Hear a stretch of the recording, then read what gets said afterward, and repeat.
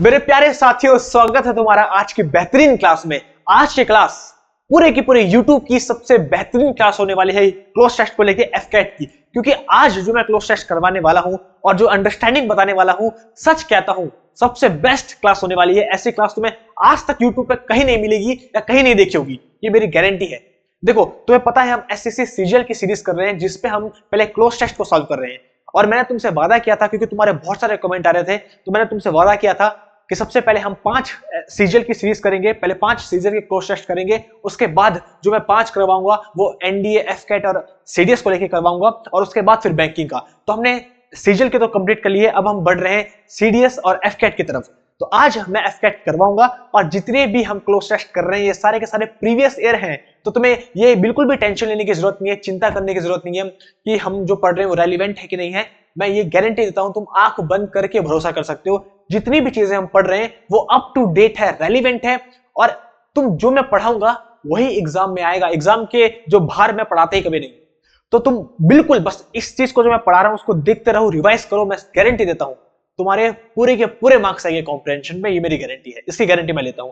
तो तुम बिल्कुल मत सोचो, हम बिल्कुल रेलिवेंट पढ़ रहे हैं, अप टू डेट पढ़ रहे हैं, और वही चीज पढ़ रहे हैं जो एग्जाम में आती है। सारे के सारे मैं प्रीवियस ईयर करवा रहा हूं और तुम्हें एक अंडरस्टैंडिंग के साथ बता रहा हूं। तो ये वीडियो अंडरस्टैंडिंग के ऊपर बेस्ड है। जितनी भी चीजें मैं बता रहा हूं, मैं सच बता रहा हूं, ये जो सीरीज है पूरी की पूरी, तुम कंपेयर कर रहे हो यूट्यूब के किसी भी टीचर से, किसी भी सीरीज से, इतनी बेस्ट वे में तुम्हें कहीं नहीं मिलेगा। टीचर लोग आंसर रटाते हैं, मैं आंसर रटाता नहीं, उसके पीछे का लॉजिक बताता हूं कि कैसे तुम सॉल्व करोगे और कैसे तुम्हें सॉल्व करना चाहिए। और अब तुम एक्सपर्ट बनने वाले हो, और आज की वीडियो में सच कह रहा हूं बहुत ही ज्यादा बेहतरीन होने वाली है, बहुत ज्यादा बेहतरीन।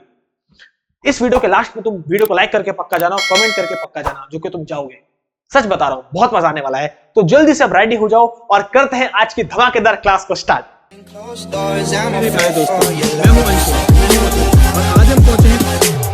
तो चलिए करते हैं आज की धमाकेदार क्लास को स्टार्ट। आज की क्लास बहुत ही ज्यादा शानदार और सबसे ज्यादा बेहतरीन क्लास होने वाली है क्लोज टेस्ट को लेके, अगर हम एफकेट की बात करें। और आज मैं तुम्हें ऐसी चीजें बताऊंगा एफकेट की कि कैसे हम कॉम्प्रिहेंशन को सॉल्व करते हैं, कैसे क्लोज टेस्ट को सॉल्व करते हैं, कि तुम्हें मजा आ जाएगा।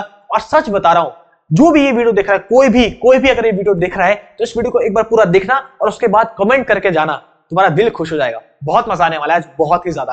मैं तुम्हें बताऊंगा कि एफकेट कि जो क्लोज टेस्ट होते हैं वो कैसे आते हैं, कैसे उसको अप्रोच करते हैं, और क्या क्या चीजें देखते हैं। और इससे पहले ये किसी भी यूट्यूब चैनल में किसी भी टीचर ने नहीं करवाया है, इसलिए बोल रहा हूं क्योंकि ये चीज तुम अब देखने वाले हो, ये चीज तुम्हें पता चलने वाली है। तो देखो, अब तुम इसको पढ़ो, इसको सॉल्व करो, और मैं साइड हट रहा हूं, तुम वीडियो को पॉज करके इसको सॉल्व करो, और उसके बाद तुम्हारे देखेंगे तुम्हारे कितने सही है, तुम मुझे कमेंट में बताना कितने सही है, और उसके बाद जब मैं बताऊंगा अप्रोच, तब देखना भैया उसका क्या डिफरेंस होता है। तो चलो मैं साइड हट रहा हूं, अब तुम एनालाइज करो उसको। तो मुझे लगता है तुमने एनालाइज कर चुका है, और अब देखेंगे तुमको कैसे लगा ये क्लोज टेस्ट। ठीक है, चलो।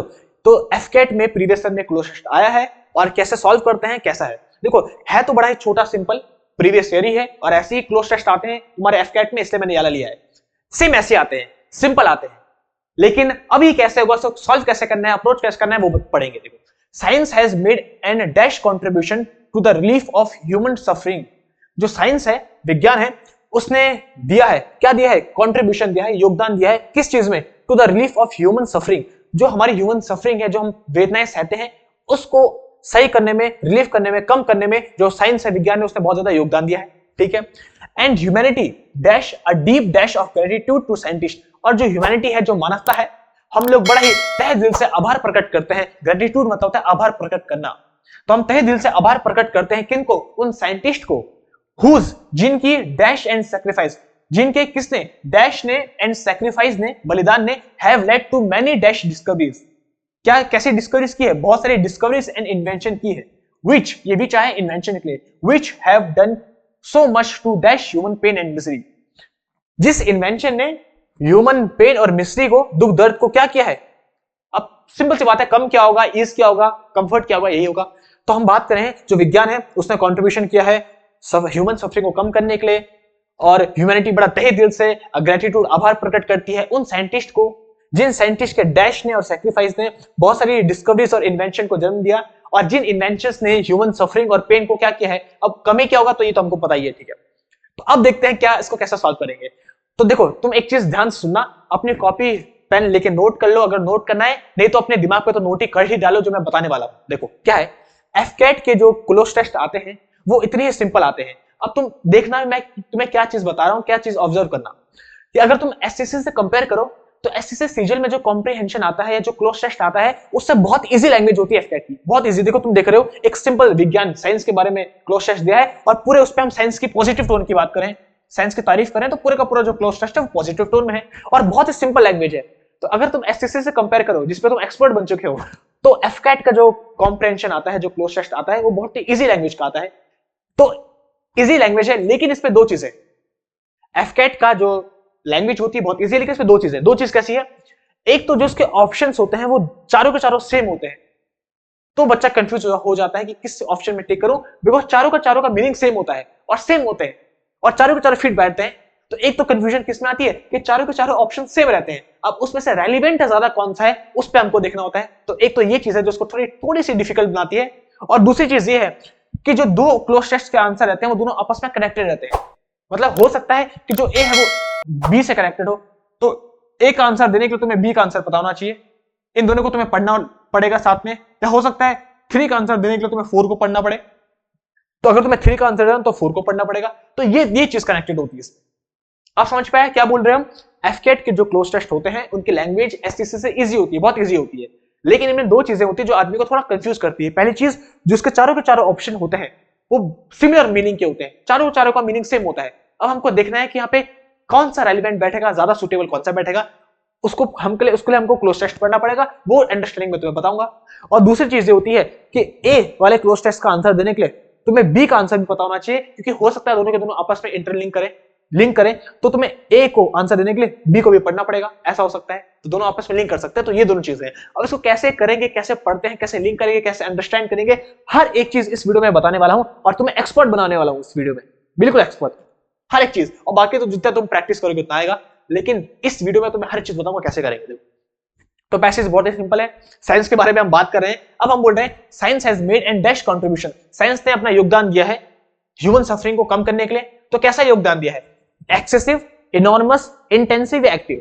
बताओ क्या है तुम्हारा आंसर। देखो एक्टिव मतलब तो होता है when we are involve in some activity, जब हम किसी एक्टिविटी में इन्वॉल्व रहते हैं तो उसको बोलते हैं एक्टिव। तो किसी एक्टिविटी में तो इन्वॉल्व हम है नहीं, तो उसकी बात तो नहीं कर रहे हैं, तो एक्टिव तो होगा नहीं। आया था सबको समझ पे? ठीक है। इंटेंसिव, इंटेंसिव की बात करें, देखो आज मेरा थोड़ा सीरियस मूड है, हम थोड़ा और घुस के पढ़ेंगे। तो देखो इंटेंसिव का जो मतलब होता है, इंटेंसिव का मतलब होता है जब तुम किसी एक्टिविटी पे इंटेंसली इन्वॉल्व हो, विगोरसली इन्वॉल्व हो, जब तुम बहुत ज्यादा डीप इन्वॉल्व हो किसी एक्टिविटी में, किसी काम में, तो उसको बोलते हैं इंटेंसिव। विगोरसली इन्वॉल्व हो, तो हम किसी काम में बहुत ज्यादा इन्वॉल्व नहीं है, या हम कोई इंटेंसिव की बात नहीं करें, इंटेंसिव कंट्रीब्यूशन, तो ये तो होगा नहीं। जैसे फॉर एग्जांपल इंटेंसिव केयर हम बोलते हैं, किसी की केयर करना इंटेंसिवली, विगोरसली, बहुत ही डीप घुस के, तो इसकी बात भी नहीं कर रहे हैं। तो ये दोनों तो होंगे नहीं, बिकॉज इन दोनों का कोई सेंस नहीं है। इंटेंसिव और एक्टिव का कोई सेंस नहीं है, इसका मतलब होता है इन्वॉल्व इन सम एक्टिविटी। हम कंट्रीब्यूशन की बात करें, योगदान, तो कैसा योगदान साइंस ने दिया ह्यूमन सफरिंग को कम करने के लिए? इनॉर्मस या एक्सेसिव? अब इन दोनों में से कोई एक है, और ये देखो इन दोनों के आंसर सेम है, इन दोनों की मीनिंग बिल्कुल सेम है। तो हमने क्या पढ़ा, जो एफकेट में होता है उसमें जो दो ऑप्शन रहते हैं उन दोनों के आंसर सेम रहते हैं। अब से अगर हम बात एसएससी की करें तो एसएससी में तो 4 ऑप्शन रहेंगे, अब जिसका मीनिंग सही बैठेगा उसको हम टिक कर देंगे। लेकिन जो एफकेट होता है उसमें दोनों का आंसर सेम होता है या चारों का आंसर सेम होता है, तो यहाँ पे दोनों का आंसर सेम है। इनॉर्मस मतलब होता है बहुत बड़ा, और एक्सेसिव मतलब भी होता है बहुत ज्यादा। तो इनॉर्मस मतलब होता है वेरी बिग या वेरी लार्ज, या वेरी बिग, वेरी ग्रेट, बहुत बड़ा, बहुत बड़ा। और एक्सेसिव मतलब होता है ज्यादा ही बड़ा, हद से ज्यादा, ज्यादा ही बड़ा बोलो या हद से ज्यादा, मतलब मैं बोलूंगा too big, too large, too great, या एक्सट्रीम। तो एक्सेसिव मतलब है एक्सट्रीम, कोई चीज बहुत ही ज्यादा, हद से ज्यादा बड़ी, और इनॉर्मस होता है बहुत बड़ी।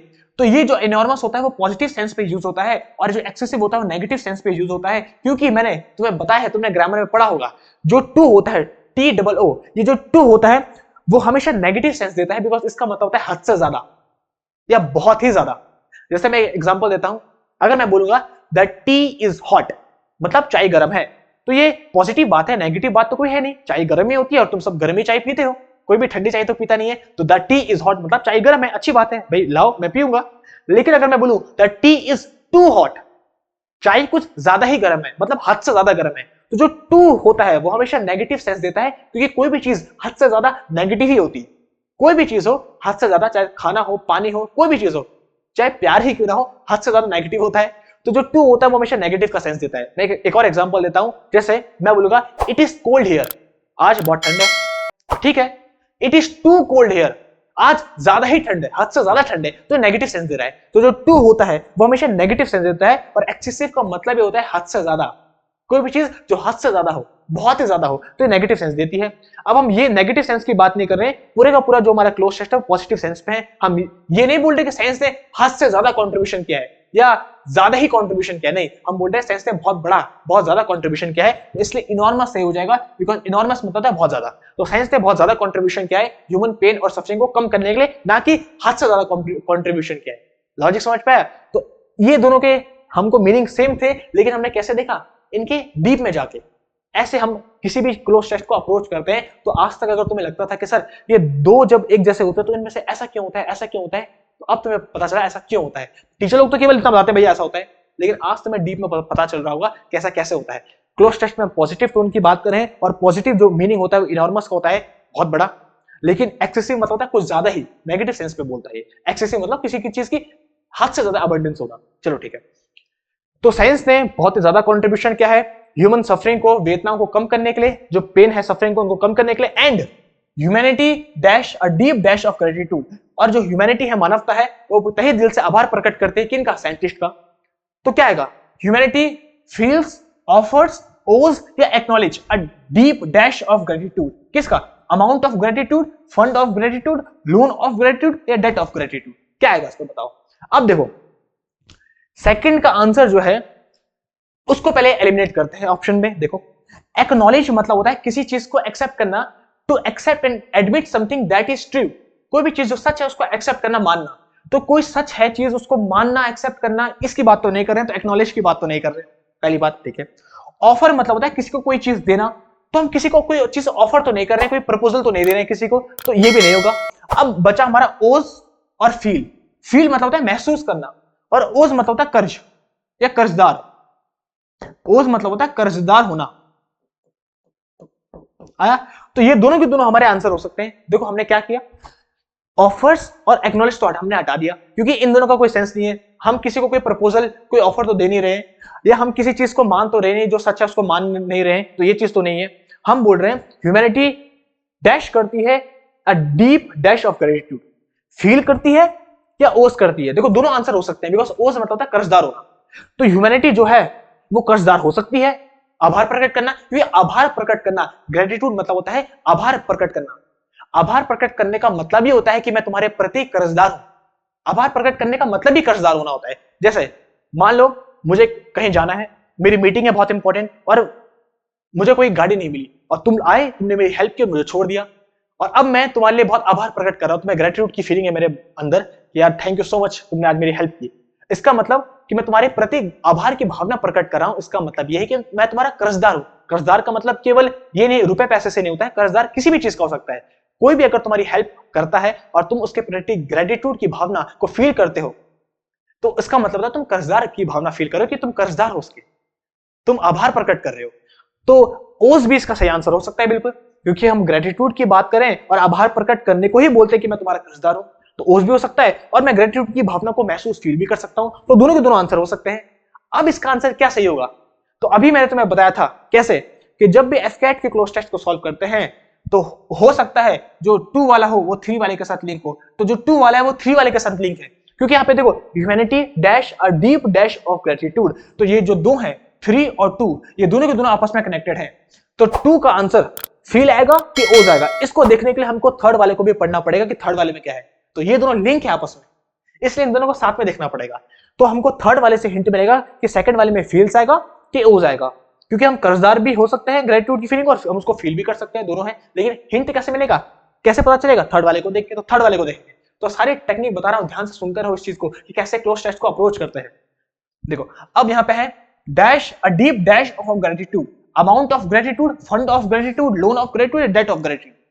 डेट मतलब होता है कर्ज, कर्जा जिसको बोलते हैं, ओके। लोन और फंड ये दोनों तो नहीं हो सकते हैं, क्योंकि लोन और फंड तो पैसे से संबंधित होते हैं, रुपए के लिए यूज होते हैं। लोन और फंड का मतलब होता है रुपए, तो रुपए की बात नहीं हो रही, यहां पे बात हो रही है ग्रेटिट्यूड की, आभार प्रकट करने की, फीलिंग की बात हो रही है। तो फीलिंग के लिए हम लोन और फंड का यूज नहीं करते, ये दोनों तो पैसों के लिए यूज होता है, तो ये दोनों तो कैंसिल है। अब बचा डेट, कर्ज और अमाउंट। अब देखो डेट का मतलब, कर्ज का मतलब केवल रुपए से नहीं होता है, किसी भी चीज का कर्ज हो सकता है। मैं तुम्हारा कर्जदार हूं तो किसी भी चीज का कर्ज हो सकता है, वो किसी भी, जैसे हम बोलते हैं ना माँ के दूध का कर्ज है, तो वो भी डेट है, कर्ज है। तो कर्ज का मतलब केवल रुपए पैसे से नहीं होता, इन दोनों का मतलब रुपए पैसे से होता है। लोन और फंड ये दोनों रुपए पैसे से संबंधित है, लेकिन जो डेट होता है, डेट का मतलब होता है कर्जा, और कर्जा किसी भी चीज का हो सकता है। माँ के दूध का भी कर्जा हो सकता है, आज तुम्हें माँ के दूध की लाज बचानी है, ये करना है, कर्जा चुकाना है, तो ये मुंह से डायलॉग होते हैं। तो ये अच्छा, जो अमाउंट की बात करें, अमाउंट किसी भी चीज को दिखाने के लिए आता है, या किसी भी मनी के लिए, तो हम अमाउंट का यूज रुपए के लिए भी करते हैं या किसी चीज के लिए भी करते हैं। लेकिन क्या अमाउंट का यूज हम फीलिंग के लिए करेंगे? ग्रेटिट्यूड तो एक फीलिंग है, फीलिंग के लिए हम अमाउंट का यूज नहीं करते भैया। मेरे पे इतने अमाउंट का प्यार है तुम्हारे अंदर, तो ये बोल सकते हो तुम कि मेरे अंदर तुम्हारे लिए इतने अमाउंट का प्यार है। तो अमाउंट का जो यूज करते हैं वो किसी चीज को दिखाने के लिए करते हैं, किसी क्वांटिटी को दिखाने के लिए करते हैं, या तो किसी रुपए की क्वांटिटी को दिखाने के लिए करते हैं, मनी के लिए। लेकिन अमाउंट का यूज हम फीलिंग के लिए नहीं करते, तो अमाउंट भी नहीं होगा। तो देखो जो थर्ड ऑप्शन है, थर्ड ऑप्शन पे हम ग्रेटिट्यूड की बात कर रहे हैं, फीलिंग की बात करें, और ग्रेटिट्यूड के लिए, फीलिंग के लिए हम लोन का यूज नहीं कर सकते हैं, फंड का यूज नहीं कर सकते बिकॉज ये दोनों पैसे के लिए यूज होता है, और अमाउंट का यूज भी नहीं कर सकते फीलिंग को दिखाने के लिए, बिकॉज अमाउंट को दिखाने के लिए हम किसी चीज के लिए का यूज करेंगे, किसी चीज के लिए अमाउंट का यूज करेंगे, या किसी पैसे के लिए। तो ये तीनों नहीं हो सकते, इसका मतलब हमारा जो आंसर होगा डेट ही होगा, कर्ज। और अगर हमारा आंसर थर्ड में डेट है, कर्ज है, तो कर्ज के साथ क्या बैठेगा? फील्स, मैं महसूस करता हूं कर्ज को, कि मैं कर्जदार हूं कर्ज का, तो मैं कर्जदार हूं कर्ज का। तो ये देखो ये दोनों लिंक कर रहे हैं आपस में। इसका मतलब अगर फोर्थ में डेट है तो थर्ड में ओज होगा। इसका मतलब ह्यूमैनिटी ओज करती है किसको? डेट को। मतलब जो हम लोग हैं हम कर्जदार हैं किसके? साइंटिस्ट के, जिन्होंने हमारे इतने अच्छे से डिस्कवरीज की है। तो ये इसका सेंस है। और अगर तुम डेफिनेशन देखो डेट की डेफिनेशन, कर्जे की डेफिनेशन क्या होती है? तो कर्जे की डेफिनेशन होती है समथिंग दैट यू ओज, समथिंग दैट यू ओज। वो चीज जो तुम किसी से लेते हो उसी को हम डेट बोलते हैं, कर्जा बोलते हैं। और जो चीज तुम लेते हो तो तुम कर्जदार बन जाते हो। तो डेट की डेफिनेशन ही होती है समथिंग दैट यू ओज, वो चीज जो तुम लेते हो उसी को डेट बोलते हैं। तो ये है कर्जा, ये है कर्जदार, ये है कर्जा और ये है कर्जदार। तो दोनों के दोनों लिंक है। तो देखो हमने कैसे किया, फिर से बता रहा हूं। सेकंड वाले पे ऑफर तो होगा नहीं और एक्नॉलेज तो होगा नहीं, हमारे आंसर थे ओज और फील्स। हम ग्रेटिट्यूड की भावना को फील भी कर सकते हैं, महसूस भी कर सकते हैं, और हम कर्जदार भी हो सकते हैं साइंटिस्ट के। तो दोनों के दोनों के आंसर थे। लेकिन ये कैसे मिला इसका सॉल्यूशन? थर्ड वाले को देखिए, कैसे मिला? लोन और फंड तो होता है पैसे के लिए, तो ये तो होगा नहीं। और अमाउंट या तो पैसे के लिए बोलते हैं या तो चीजों के लिए बोलते हैं, फीलिंग के लिए तो बोलेंगे नहीं, तो ये तो होगा नहीं। तो हमारा एक ही आंसर था डेट, कर्जा। और कर्जा किसी भी चीज का हो सकता है, किसी मदद का कर्जा हो सकता है, दूध का कर्जा हो सकता है, किसी का भी कर्जा हो सकता है। और डेट के साथ अगर हमको पता चल गया कि थर्ड का फोर्थ ही है, डेट ही है, तो डेट के साथ महसूस फील्स आएगा कि ओज आएगा? ओज आएगा, क्योंकि डेट का मतलब भी होता है समथिंग दैट यू ओज। ये है कर्जा, ये है कर्जदार। तो यहां पे लिखा है क्योंकि साइंस ने बहुत बड़ा कंट्रीब्यूशन किया है ह्यूमन सफरिंग को, वेदना को कम करने के लिए, इसलिए जो ह्यूमैनिटी है, ह्यूमैनिटी कर्जदार है, ग्रेटिट्यूड की भावना प्रकट करती है किनके प्रति? साइंटिस्ट के प्रति, हुज, जिनके डैश एंड सैक्रिफाइस ने लेड टू, बहुत सारी डिस्कवरी को जन्म दिया है। तो जिनके डैश एंड सैक्रिफाइस ने, तो क्या आएगा? Labours, discoveries, achievement, success. ये तो बहुत इजी है। साइंटिस्ट है किसने? डिस्कवरीज ने, अचीवमेंट ने, सक्सेस ने, या लेबर ने? लेबर मतलब हार्ड वर्क, मेहनत ने। तो ये लेबर, साइंटिस्ट के, लेबर ने, हार्डवर्क ने और सैक्रिफाइस ने बहुत सारी डिस्कवरीज और इन्वेंशन को किया है, जन्म दिया है। डिस्कवरीज ने, साइंटिस्ट की डिस्कवरी ने डिस्कवरी को जन्म दिया है, ये तो होगा नहीं। साइंटिस्ट की डिस्कवरी ने डिस्कवरी को जन्म दिया है, या साइंटिस्ट के अचीव ने डिस्कवरी को जन्म दिया है, या साइंटिस्ट की सक्सेस ने डिस्कवरी को जन्म दिया है? अरे ये तीनों तो सेम है, ये जो तीन है ये तीनों तो सेम ही तो है। डिस्कवरी ही अचीवमेंट है, अचीवमेंट ही सक्सेस है। ये तीनों के तीनों तो उनके हार्डवर्क से मिली उनको, साइंटिस्ट के हार्ड वर्क से तो ये तीनों चीजें मिली, ना कि इन तीनों चीजों के कारण उनकी डिस्कवरी। लॉजिक समझ में आया? हम बोल रहे हैं साइंटिस्ट की डैश और सैक्रिफाइस ने, मेहनत और बलिदान ने डिस्कवरी को जन्म दिया। तो साइंटिस्ट की मेहनत और बलिदान से हमको ये तीनों चीजें मिली, सक्सेस मिली, अचीवमेंट मिली, डिस्कवरी मिली, ना कि डिस्कवरी से डिस्कवरी मिली। तो ये तो बहुत ईजी था। तो हम क्या बात करें? साइंटिस्ट के हार्डवर्क ने, मेहनत ने और उनके बलिदान ने बहुत सारी डिस्कवरीज को जन्म दिया, और डिस्कवरीज का मतलब ही है अचीवमेंट और सक्सेस, और इन्वेंशन को जन्म दिया। अभी जो भी चाहे इन्वेंशन के, जिन इन्वेंशन ने क्या किया है? ह्यूमन सफरिंग और पेन को क्या किया है? क्या किया है बताओ, क्या किया है? अच्छा इसके पहले ये भी है, whose dash to many dash discoveries. क्या डिस्कवरीज? कैसी डिस्कवरीज? स्ट्रेंज, यूजफुल, एडवांटेजेस या प्रॉफिटेबल? कैसी डिस्कवरी है? देखो स्ट्रेंज, अजीब डिस्कवरी की, अजीब तो नहीं होगी। प्रॉफिटेबल, प्रॉफिटेबल मतलब होता है वो चीज जो पैसे से संबंधित हो, समथिंग रिलेटेड टू मनी, पैसे से संबंधित, तो पैसे से संबंधित की बात नहीं हो रही है। अब एडवांटेजेस है, यूजफुल है। डिस्कवरीज कैसे होती है, एडवांटेजेस होती है कि यूजफुल होती है? बताओ, तुम बताओ, अपना कॉमन सेंस लगाओ। जो डिस्कवरीज होती है, जो साइंटिस्ट ने डिस्कवरी की है, वो डिस्कवरी कैसी होगी, एडवांटेजेस या यूजफुल? अरे एडवांटेजेस थोड़ी होती है। हम एडवांटेज और डिसएडवांटेज की बात नहीं करें, हम बात करें यूजफुल की। यूजफुल है, यूजफुल डिस्कवरीज है, यूजफुल इन्वेंशन है। जिन यूजफुल इन्वेंशन ने ह्यूमन पेन और सफरिंग को क्या किया है, डिक्रीज किया है, डिसअपियर किया है, एलिवेट किया है या बी लिटिल किया है? अब इसका आंसर तुम बताओ। मुझे पक्का पता है 90% लोग इस पर गलत करेंगे और टीचर लोग भी इसको सही से समझाएंगे नहीं। देखो क्या है इस पे, साइंटिस्ट ने डिस्कवरीज की है, इन्वेंशन की है, यूजफुल है, जिसने ह्यूमन सफरिंग को, पेन को, दुख दर्द को क्या किया है। तो देखो बी लिटिल मतलब होता है something that is of less importance, किसी की इंपॉर्टेंस को कम कर देना, अनइंपॉर्टेंट मानना, तो इसका मतलब बी लिटिल होता है। तो अनइंपॉर्टेंट की बात तो नहीं कर रहे हैं। अच्छा, डिसअपियर मतलब गायब ही कर दी, ह्यूमन के पेन सफरिंग को सबको गायब कर दिया बिल्कुल, डिस्कवरीज ने गायब तो नहीं किया, तो डिसअपियर होगा नहीं। अब बचा है एलिवेट और डिक्रीज, बताओ क्या आएगा। अब देखो बहुत सारे बच्चे बोलेंगे सर जो डिस्कवरीज और इन्वेंशन है उसने ह्यूमन पेन को कम कर दिया, तो कम कर दिया तो डिक्रीज में मार दो, लेकिन नहीं, डिक्रीज पे नहीं। क्यों नहीं? क्योंकि डिक्रीज का मतलब होता है कम करना और एलिवेट का मतलब भी होता है कम करना, दोनों का मतलब सेम है। तो अभी मैंने तुम्हें बताया था एफकैट में क्या होता है, दो का मीनिंग सेम होता है। यहां पे दो का मीनिंग सेम था, हमने कैसे किया, यह पॉजिटिव यह है नेगेटिव, तो पॉजिटिव सेंस चाहिए तो पॉजिटिव लगाया। फिर से वही सिचुएशन आ गई। देखो एफकैट का इसलिए टफ होता है, टफ नहीं होता है, इजी होता है, लेकिन जो बच्चे कंफ्यूज होते हैं इस पे होते हैं। इस पे है कम किया है, इन्वेंशन ने ह्यूमन सफरिंग को, पेन को कम किया है। अब कम करने के लिए एलिवेट और डिक्रीज दोनों का मतलब होता है कम करना। अब बताओ क्या है यहां पे यूज होगा, बच्चे तो डायरेक्ट इस पे मार देंगे टिक, नहीं, दोनों का मतलब कम करना होता है, लेकिन किस पे टिक करेंगे ये बताओ। हो सकता है डिक्रीज हो सकता है एलिवेट हो। अब मैं बताऊं, टीचर लोग बोलेंगे डिक्रीज नहीं होगा, ये होगा। मैं बताऊं क्यों होगा, देखो ध्यान सुनना। डिक्रीज मतलब भी कम करना होता है, एलिवेट मतलब भी कम होता है, कम करना होता है।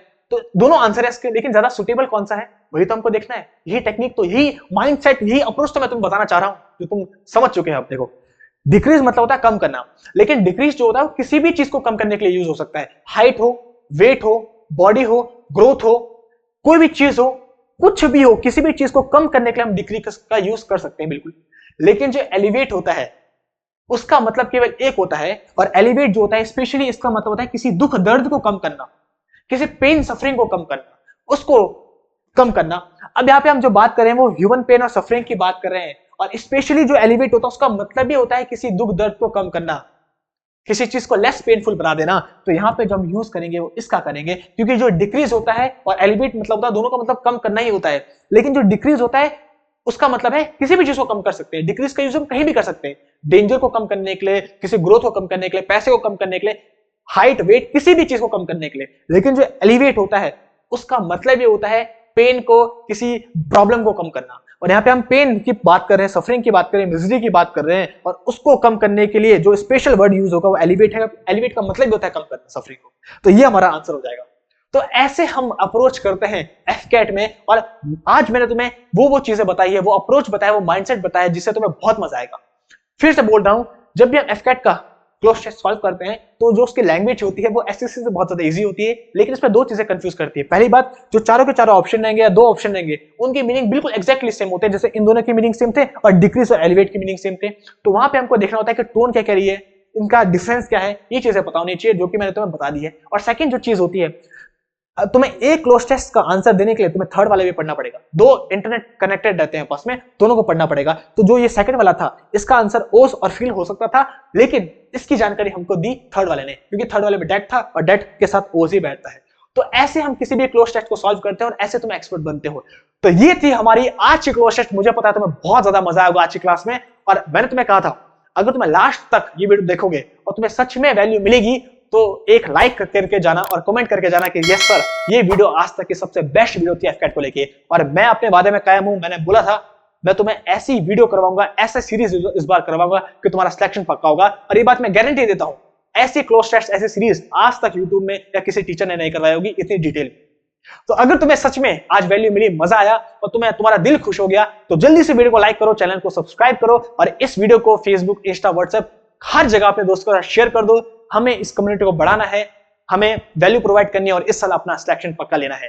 तो रिवाइज करते रहना, सबसे मेन है रिवाइज करना। तो रिवाइज करते रहना, सारी की सारी पीडीएफ तुम्हें टेलीग्राम में मिल जाएगी। और तब तक रिवाइज करते रहो, अपना ख्याल रखो। मिलूंगा तुम्हें नेक्स्ट वीडियो में, तब तक के लिए बाय बाय।